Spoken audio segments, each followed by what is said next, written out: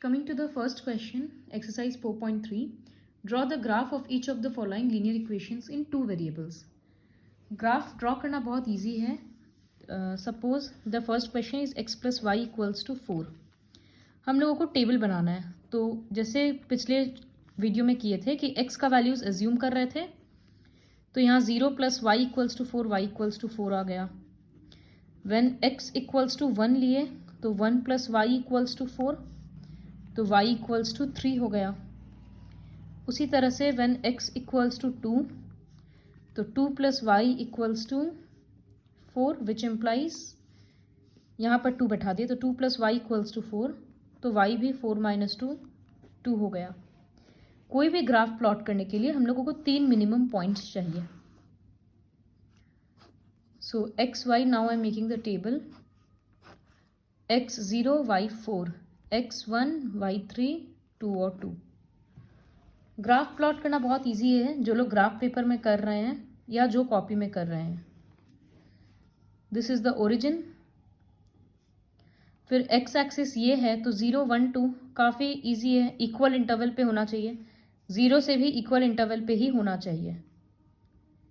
तो I am marking this as 1 2 3 and 4. Y का भी हाईएस्ट वैल्यू 4 दिख रहा है. जो कॉपी में करेगा वो प्लीज़ स्केल से ठीक से करना. पॉइंट्स हो गया प्लॉट. अब पॉइंट्स प्लॉट करना जैसे हम लोग कोऑर्डिनेट ज्योमेट्री में किए थे. 0,4, एक्स का वैल्यू 0 मतलब यहाँ, वाई के लिए 4 यहाँ, तो पहला पॉइंट ये है. फिर एक्स का 1 और वाई का 3. एक्स का 1 ये रहा, वाई का 3 ये रहा.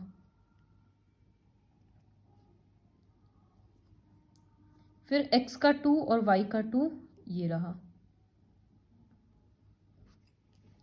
तो ये 3 पॉइंट मिल गया. अब इसको स्केल से ज्वाइन करना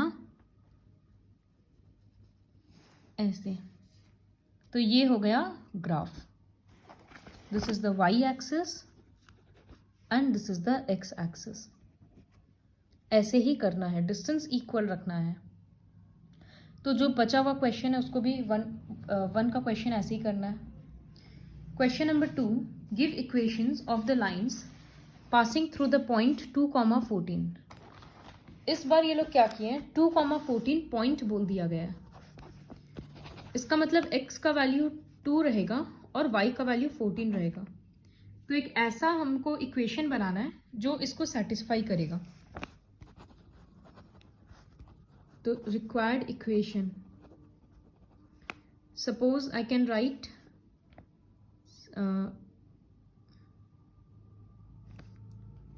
7x इक्वल्स टू वाई.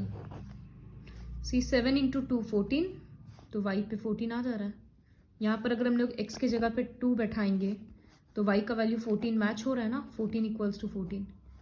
तो ये एक इक्वेशन हो गया. दूसरा इक्वेशन, सपोज इन दोनों को ऐड करने से 16 आएगा, तो I will write x plus Y equals to 16. फिर लिख सकते हैं x minus Y equals to -12. इस तरह से हम लोग बहुत सारा रिलेशंस बना सकते हैं. 2 बोला था तो 2 इक्वेशन बना दिए. नेक्स्ट वही क्वेश्चन है, how many more lines are there, infinitely many. Why? Because from one point infinitely many lines can pass through it. Therefore, third question तुम लोगों को आएगा 3 और 4. Point 3,4 lies on the graph of the equation this. अगर कोई point graph के ऊपर लाई करता है इसका मतलब वो उसका सोल्यूशन है. तो हम लोग जैसे स्टार्टिंग के वर्कशीट में भी किए थे, x के जगह पे 3 बैठा देंगे, y की जगह पे 4 पुट कर देंगे, फिर वो 1 वेरिएबल हो जाएगा, सिर्फ a बचेगा तो सॉल्व हो जाएगा. फोर्थ क्वेश्चन हम ट्यूशन में कराएंगे. Fifth question, from the choices given below choose the equations whose graph are given below. मतलब इसका ये ग्राफ दे दिया है, अब तुमको समझना है कि ये कौन सा इक्वेशन सेटिस्फाई कर रहा है इसके लिए. तो सी आई विल राइट 3 पॉइंट्स, -1 1 0 0 1 -1. पहला पॉइंट -1 1. 4 इक्वेशन जो है, पहला equation y equals to X, ये एक्चुअली हम लोग रफ वर्क में भी कर सकते हैं. y equals to 2x, 2 plus 3y equals to 7x. और एक पॉइंट है 0,0 और एक पॉइंट है 1,-1। तो इसके अकॉर्डिंग जब x -1 होगा तो y 1 होगा, बट इसके अकॉर्डिंग तो x और y इक्वल है, तो अगर x -1 होगा तो y को भी -1 होना पड़ेगा।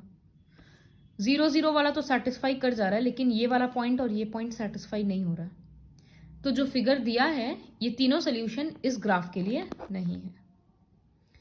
इस ग्राफ में हम लोग पुट करके देखते हैं। x के जगह पे -1, ये रफ वर्क है तो हम यहीं पर कर दे रहे हैं। x की जगह पे -1, y की जगह पे 1। पुट करने से 0 आया और 0 RHS भी है, तो ये कोऑर्डिनेट सेटिस्फाई किया।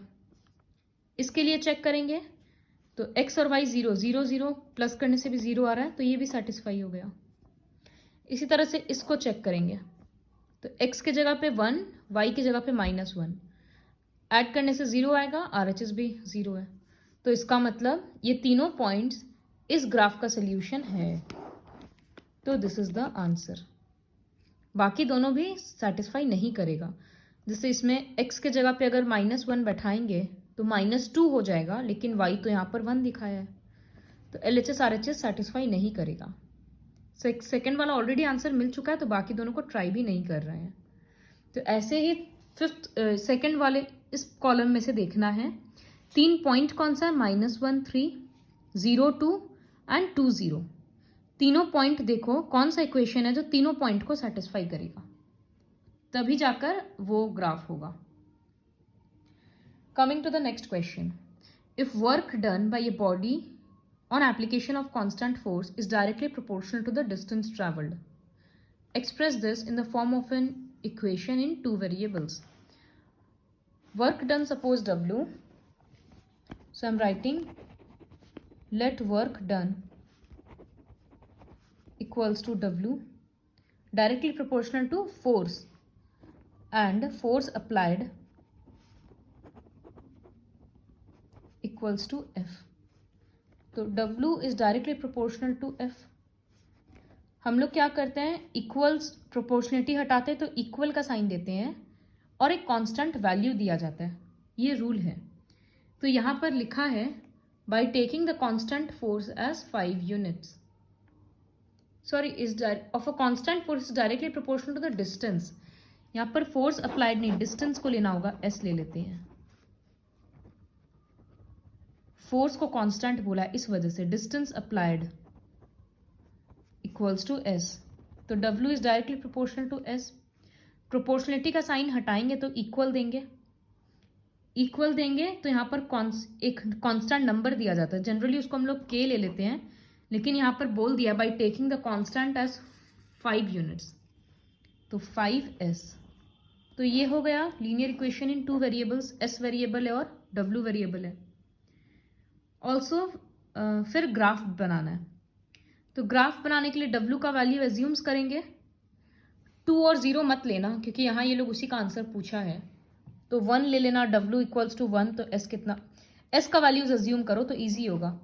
S इक्वल्स टू 1 तो W equals to 5, S equals to 2 so W equals to 10, S equals to 3 W equals to 15। Graph plot कर देंगे। Okay, I am doing it.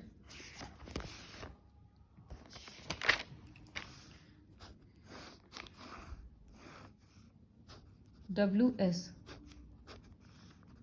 था, W इक्वल्स टू 5S, तो I am assuming the values of S। एक बार S 0 तो W 0, S 1 तो W 5, S suppose 2, S is 3, then W is 15. So I'm plotting the graph. This is 0 if this is the work done and this is the displacement, distance traveled. So 0 1 and 3, so I'm taking 0 1 2 and 3 4. W के लिए 5 units के interval पे ले लेते हैं, तो 5 10 15 and 20।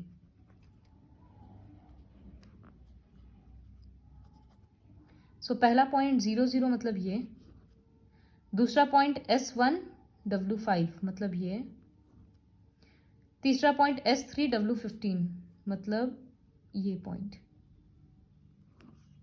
ये रहा 15, ये रहा 3। ज्वाइन कर देंगे इसको। Please use a scale while joining. वो स्केल के बिना मेरा थोड़ा ऐसा हो गया, तो ये ग्राफ प्लॉट हो गया। सेकेंड क्वेश्चन बोला also read from the graph the work done when distance travelled by body is 2। मतलब जब डिस्टेंस ट्रैवल्ड 2 है तो वर्क डन कितना है। ये रहा डिस्टेंस ट्रैवल का लाइन, तो वर्क डन का यहाँ पर मैच हो रहा है, तो वर्क डन का ये लाइन कितना आया, वैल्यू 10, तो 1 का आंसर होगा 10। 2 में बोला व्हेन डिस्टेंस ट्रैवल्ड 0, मतलब ये रहा, तो वर्क डन भी 0। ऐसे लिखना है ग्राफ से answer. 7th question is Yamini and Fathima, 2 students of class 9 of a student together contributed 100 towards the prime ministers relief fund. Earthquake victim को हेल्प करने के लिए 100 रुपीज़ वो लोग मिल के कंट्रीब्यूट की। तो ग्राफ ड्रॉ करना है इस सिचुएशन का। पहले लीनियर इक्वेशन बनाना है, तो ऐसे लिख सकते हैं let the contribution made by Yamini be x and the contribution made by Fatima be y। मिलकर दोनों 100 किए ना, तो इक्वेशन बनेगा x plus Y equals to 100। फिर इसका टैबुलर फॉर्म बनाएंगे for plotting the graph x and y। 50, 10, 30 ये सब तरह का वैल्यूज़ लेंगे ताकि 98, 99 ये सब वैल्यूज़ ना आए। मल्टीपल ऑफ 10 लो तो प्लॉटिंग करने में ईजी होगा। ऐसे 3 वैल्यू एज्यूम करके ग्राफ प्लॉट करेंगे। पहले स्टेटमेंट लिखेंगे। फिर question number 8, draw the graph in countries like USA, Canada temperature is measured in Fahrenheit whereas in countries like India it is measured in Celsius। तो ये एक कन्वर्जन यूनिट दे दिया है, F equals to 9/5 C plus 32। पहला question है draw the graph by using x axis for Celsius and y for Fahrenheit. तो convert करने के लिए टेबल बनाना होगा। इसमें ये लॉजिक रखना कि जो हम लोग C को एज्यूम करेंगे वो 5 का मल्टीपल करते हैं ताकि वैल्यूज कट हो जाएगा। So when C equals to 0, F equals to 9/5 into 0 plus 32, मतलब 0 हो जाएगा ये, तो F इक्वल्स टू 32। इसी तरह से व्हेन C इक्वल्स टू एक बार 5 लेना और व्हेन C इक्वल्स टू 10 लेना, तो यहाँ F क्या होगा 9/5 इंटू C के बदले आई will right 5 plus 32। 5 cancel, so 32 plus 9 41। इस तरह से 2 वैल्यू तो बता दिए, थर्ड वैल्यू फिर खुद से निकालना। थोड़ा सा प्रॉब्लम होगा प्लॉटिंग में क्योंकि F का वैल्यूज काफ़ी डिफरेंट आएगा, कोई किसी का मल्टीप्लिकेटिव टेबल नहीं चलेगा, तो प्लॉटिंग में थोड़ा प्रॉब्लम होगा, तो वो प्लॉटिंग हो जाएगा। Next question is if the temperature is 30 degree Celsius what is the temperature in Fahrenheit. तो इसका मतलब ये लोग बोल दिया है कि if C equals to 30 then F equals to क्या होगा 9/5 C के बदले में 30 प्लस 32। पहले कट करेंगे then multiply and then add 54 plus 32। ऐसे निकालना है वैल्यू। थर्ड क्वेश्चन में वो लोग F का वैल्यू दे दिया 95, तो C के लिए क्या करेंगे, देन ये इक्वेशन था, तो यहाँ पर F के बदले we will write 95 equals to 9/5 C plus 32। तो इसमें क्या होगा 32 उधर जाकर सब्ट्रैक्ट हो जाएगा, so this will be 95 minus 32। पहले क्रॉस मल्टीप्लाई नहीं होगा, पहले सब्ट्रैक्ट होगा, so I will write 95 minus 32 equals to 9/5 C। 63 equals to 9/5 C। फिर C के लिए क्रॉस मल्टीप्लाई 5 ऊपर जाएगा, 9 नीचे आएगा, so C equals to 35 degree. Next, if the temperature is 0 degree what is the temperature in Fahrenheit. Same relation में बार बार बस नंबर्स चेंज करना है। यहाँ 0 बैठा कर देखेंगे क्या आएगा। फिर अगला उसी का सेकेंड पार्ट है कि if temperature is 0 degree Fahrenheit, तो यहाँ 0 बैठा कर देखेंगे, ये उधर आकर -32 हो जाएगा, तो आंसर नेगेटिव आएगा। तो you can do the fourth question on your own. So I am coming to the fifth question. Fifth question है, is there a temperature which is numerically the same in both Fahrenheit and Celsius. कोई ऐसा value है जिसका Fahrenheit और Celsius का value same है. Let the equal value be X. Suppose कोई X बोल का टेम्परेचर है जो फ़ारेनहाइट और सेल्सियस दोनों पे इक्वल है, मतलब कन्वर्ट करने का ज़रूरत नहीं है. Then F equals to 9/5 C plus 32.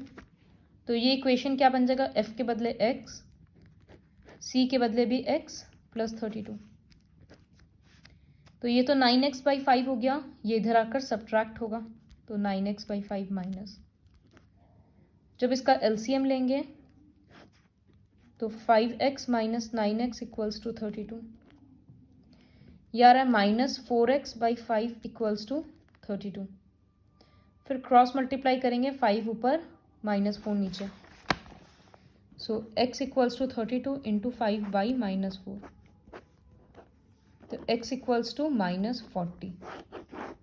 This means -40 degree Celsius equals to -40 degree Fahrenheit. ये होता है. So please complete the worksheet with the help of this video.